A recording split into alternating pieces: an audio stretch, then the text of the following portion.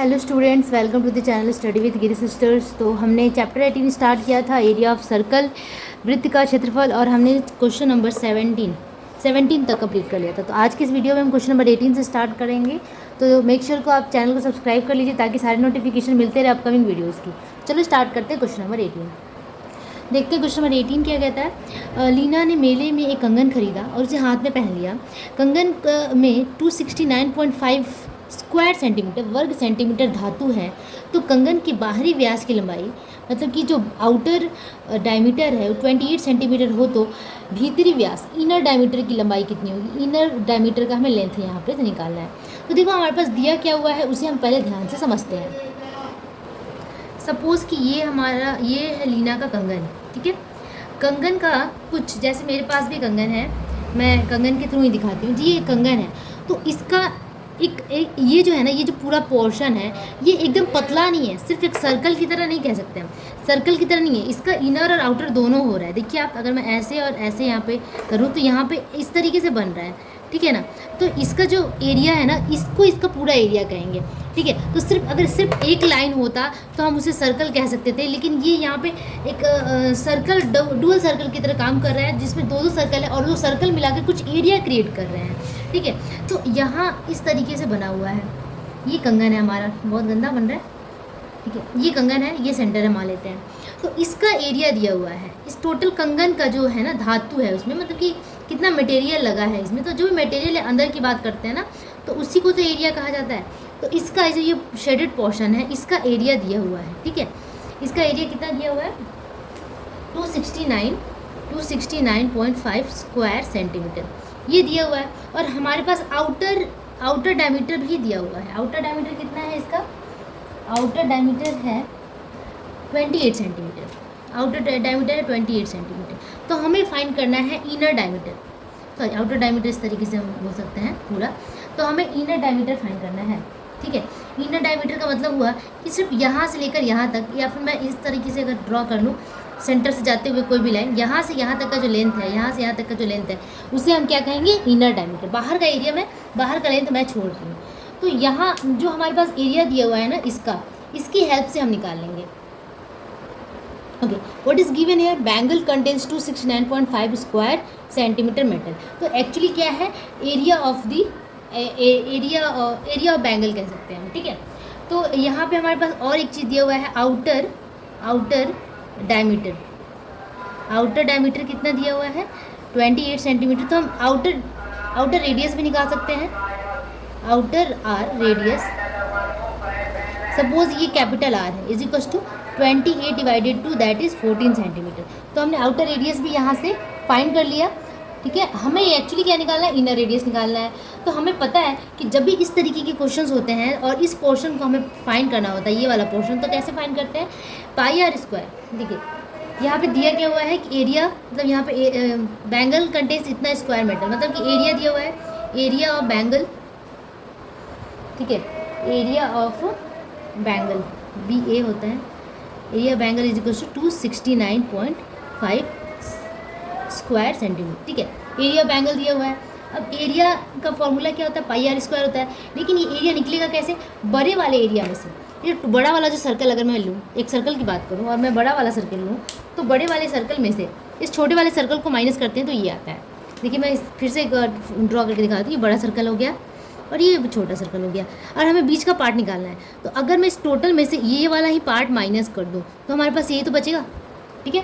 तो हमें क्या करना है, pi capital R square minus pi small R square is equal to 269.5 centimetre square is given है, ये दिया हुआ है एक्चुअली, ठीक है।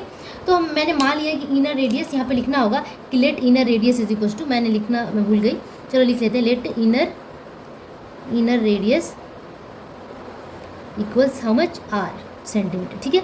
इनर रेडियस को हमने आर मान लिया। मेरा पेन चल नहीं रहा है, इसलिए मैं रेड और ब्लैक मिक्स करके कर रही हूँ, प्लीज़ डोंट माइंड, ठीक है। तो यहाँ से हम पाई कॉमा ले सकते हैं, तो पाई कॉमा ले लेते हैं, capital R square minus small R square equals 269.5 centimetre square, ठीक है। अब इसे हमें सॉल्व करना है। अब हमारे पास कैपिटल आर की वैल्यू तो है 14 सेंटीमीटर, तो हम पुट कर देंगे 14 सेंटीमीटर, 14 का स्क्वायर माइनस आर स्क्वायर, इस पाई को उधर सेंड कर देंगे तो 269.5 डिवाइडेड पाई हो गया। अभी 14 का स्क्वायर कितना हो जाता है, 14 का स्क्वायर होता है 196 माइनस आर स्क्वायर, और यहाँ से 269.5 डिवाइडेड पाई, तो 22/7 होता है, 7 नीचे हो जाएगा और 22 ऊपर चला जाएगा, ठीक है। नहीं 7 नहीं 22/7 तो होता ही है, सॉरी, जब इसके डिवीज़न में करेंगे ना तो 7 ऊपर जाएगा, सॉरी गलती से मैंने ऐसे बोल दिया, 7/22 हो जाएगा। अब इसे 22 से कट कर सकते हैं, 22 1 सा, ठीक है, और 22 4 सा, 22 4 सा, और फिर इसे 25, ऐसे ये कुछ आएगा, 12.25 आएगा। 12.25 ये 2 है, ये 2 है, इज इक्वल्स टू ये भी 2 है, 12.25, ठीक है।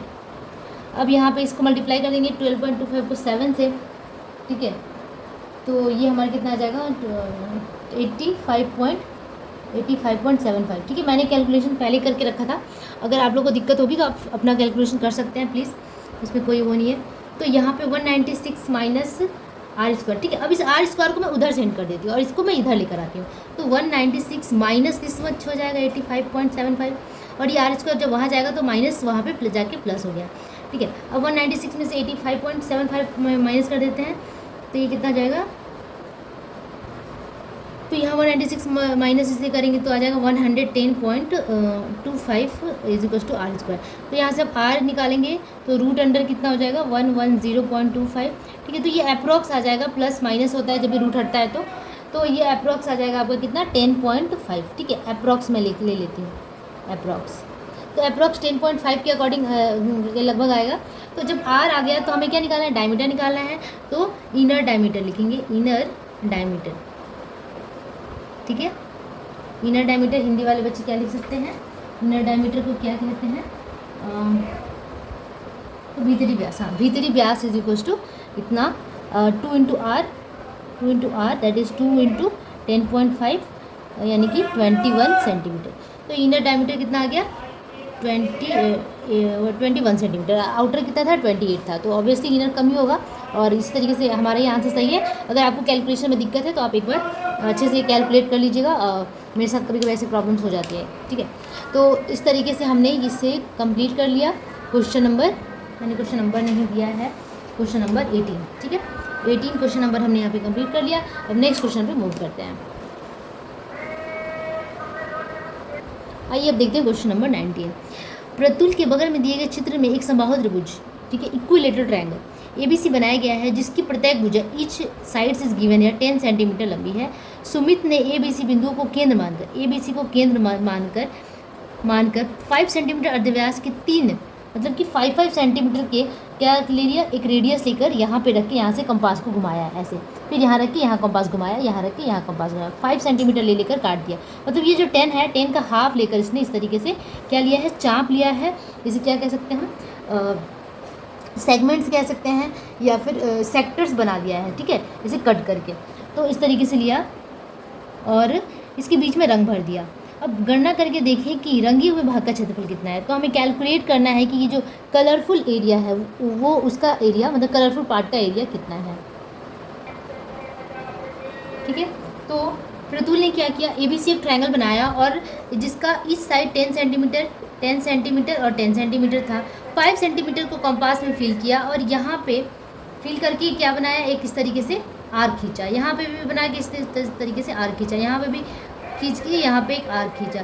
तो इस तरीके से ना एक ऐसा बन गया, ठीक है, इस तरीके से बन गया। मेरा बहुत अजीब सा बन रहा है, ऐसे बन गया, ठीक है। तो ये जो शेडेड पार्ट है, इस पार्ट को मैं शेड कर दूँ, इस शेडेड पार्ट का हमें एरिया निकालना है, ठीक है, बहुत इजी है। अब देख सकते हैं जब इसने आर्क खींचा है, इस तरीके से आर्क बनाया है, तो आर्क बनाया है, तो ये जो है यहाँ पे 5 सेंटीमीटर का रेडियस ले लिया उसने, 5 लिया, कंपास में फिल किया और ऐसे किया। तो 5 सेंटीमीटर रेडियस भी हमारे पास है, आर्क भी बन चुका है। तो आप देख सकते हो कि ये एक सर्कल के सेक्टर की तरह दिख रहा है, सर्कल के सेक्टर की तरह दिख रहा है, ठीक है। ये हमारा दोनों रेडियस हो गया और ये हो गया आर्क, तो एकदम वैसा ही दिख रहा है ये वाला पोर्शन। तो हम यहाँ पे वही वाला फॉर्मूला लगा देंगे, सेक्टर वाला फॉर्मूला, और यहाँ से हम आंसर फाइंड आउट कर सकते हैं। जहाँ पे एंगल कितना होगा, थीटा का वैल्यू कितना होगा, 60 डिग्री होगा, क्योंकि we know that the each angle of a equilateral triangle is equal to the 60 degree. तो हम इजली यहाँ पे ले सकते हैं 60 डिग्री, ठीक है। ठीक है। और उसको करने के बाद हम क्या करेंगे, ईच सेक्टर का एरिया निकालेंगे। ठीक है, टोटल अब ये वाइट वाले पार्ट का एरिया हमें मिल गया। अब इस टोटल ट्रायंगल का एरिया निकालेंगे। अब इस टोटल ट्रायंगल में ये वाला पार्ट भी तो एडेड है ना, तो टोटल ट्रायंगल में से अगर हम ये तीनों पार्ट माइनस कर दें तो हमें ये पार्ट मिल जाएगा। बहुत ही आसान है। तो हमें सबसे पहले क्या करना है कि area of equilateral triangle find करना है। बिकॉज यहाँ पे दिया भी है कि वन साइड का लेंथ दे दिया है, तो हम क्या निकालेंगे, एरिया ऑफ इक्विलेटरल ट्रायंगल। हमें पता है कि फॉर्मूला क्या होता है, √3/4 इंटू भुजा का स्क्वायर या फिर साइड का स्क्वायर यानी कि टेन स्क्वायर। ठीक है, तो √3 का वैल्यू यहाँ पे प्रोवाइडेड है, कितना है वह, हाँ ये तो होता है 1.732 डिवाइडेड 4, 10 का स्क्वायर हो गया 100। ठीक है, तो इसको कट कर देंगे, कितना आ जाएगा 25, और 25 को 1.732 से मल्टीप्लाई कर देंगे तो आ जाएगा कितना 43.3 स्क्वायर सेंटीमीटर। ठीक है, तो यहाँ पे एरिया ऑफ इक्विलेटरल ट्रायंगल हमने निकाल लिया। अब हमें क्या करना है, एरिया ऑफ ईच पोर्शन निकालना है। तो निकालेंगे एरिया ऑफ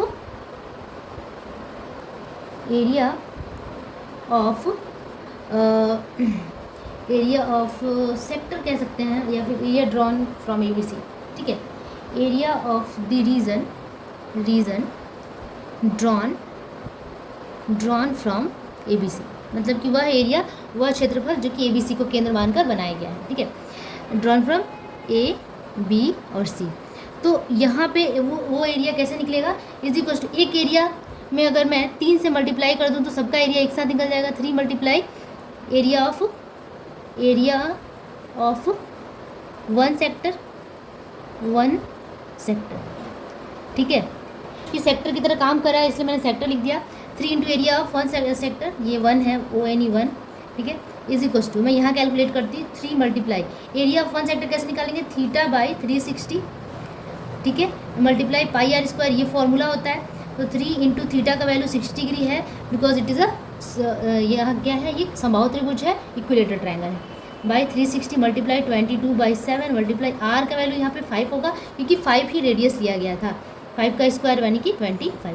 ठीक है, अब यहाँ से ये 0 से 0 कट गया, 6 6 जा, और यहाँ से 2 से कट के 11, 2 3 जा, 3 से 3 कट गया, और ये 25 मल्टीप्लाई 11 डिवाइडेड 25 मल्टीप्लाई 11, 25 5 जा 25, कैरी टू 25 2 25, 27/7, मतलब कि 275/7 आ रहा है area of the area of all 3 sectors.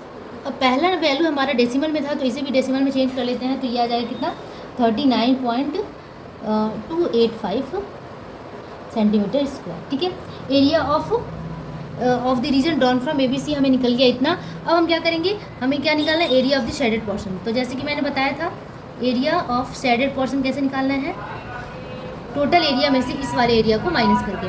ठीक है, shaded portion equals total area कितना है 43.3 माइनस ये वाला एरिया 39.285, इसे हम माइनस कर देंगे सिंपली। ठीक है, तो ये कितना आ जाएगा 4.02 अप्रॉक्स आएगा। ठीक है, आप यहाँ पे कैलकुलेट कर लीजिएगा अगर मेरा कैलकुलेशन कुछ गड़बड़ हुआ तो, और ये हो गया आपका आंसर। ठीक है, नेक्स्ट वीडियो में हम आगे के क्वेश्चन को सॉल्व करेंगे। तब तक के लिए stay tuned with study with Gill sisters. Bye bye.